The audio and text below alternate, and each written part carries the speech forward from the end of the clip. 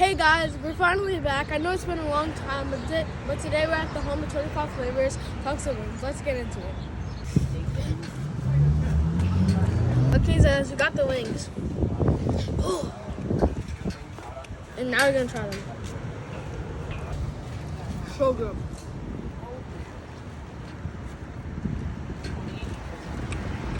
Okay guys, now we're gonna be trying the boneless buffalo wings.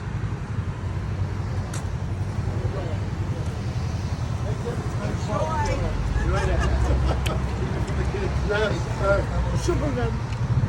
Okay guys, now we're gonna be trying the blue raspberry icy.